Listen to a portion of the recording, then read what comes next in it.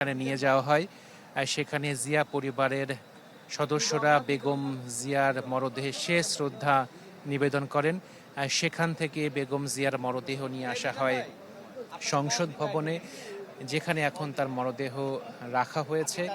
কিছুক্ষণের মধ্যেই বেগম জিয়ার মরদেহটি নিয়ে আসা হবে মানিক মিয়া এভিনিউয়ের পশ্চিম প্রান্তে, যেখানে তার নামাজে জানাজাটি অনুষ্ঠিত হবে এবং জানাজার জন্য সকল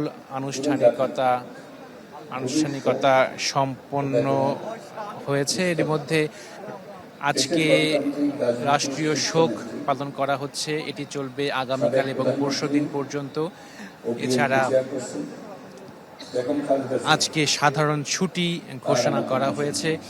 লাখো জনতা সংসদ ভবন প্রাঙ্গণ, সংসদ ভবনের পাশে যে মাঠ রয়েছে, মানিক মিয়া এভিনিউ রয়েছে, সেখানে লাখো জনতা হাজির হয়েছেন তাদের আপসী নেত্রী তিনবারের প্রধানমন্ত্রী বেগম খালেদা জিয়ার নামাজে জানাজায় অংশ নিতে, শেষ শ্রদ্ধা জানাতে। বেগম জিয়া বারবারই বলেছিলেন দেশের বাইরে তার কোনো ঠিকানা নেই, থাকার কোনো জায়গা নেই।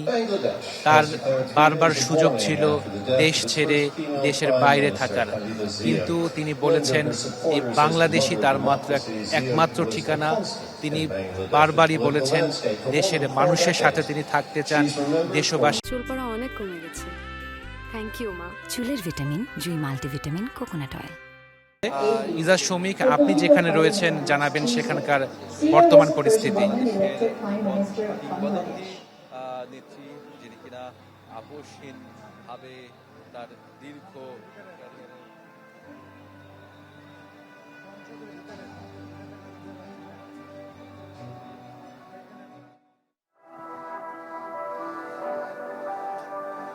আমরা এই মুহূর্তে রয়েছি জিয়া উদ্যানের ঠিক সামনের অংশে এবং দেখতে পাচ্ছি যে সকাল থেকেই এই অঞ্চলটি পুরোটাই নিরাপত্তা সংস্থার যারা রয়েছেন, বিশেষ করে আর্মি আছে, এটি মূলত তখনই নির্মাণ করা হয় এবং এই নির্মাণের পর সৌন্দর্য বর্ধনের কাজও করে এই প্রতিষ্ঠান এবং তারাই মূলত এই ডিজাইনটি আবার নতুন করে করেছে এবং নতুন করে করার পরে এই তাদের পরামর্শে মূলত গণপূর্ত অধিদপ্তর কাজ করছে এবং শহীদ জিয়ার মতো খালেদা জিয়ার কবরেও সাধারণ মার্বেল পাথর এবং একই সঙ্গে বিভিন্ন গুরুত্বপূর্ণ সময়ে তার যে ঐতিহাসিক বক্তব্য ছিল সেই বক্তব্যগুলোও এখানে মাইকে শোনানো হচ্ছে এবং জানাজার পরে কিছু সময়ের মধ্যে অর্থাৎ 3:30টার দিকেই আশা করা যায় যে এখানে আনা হবে।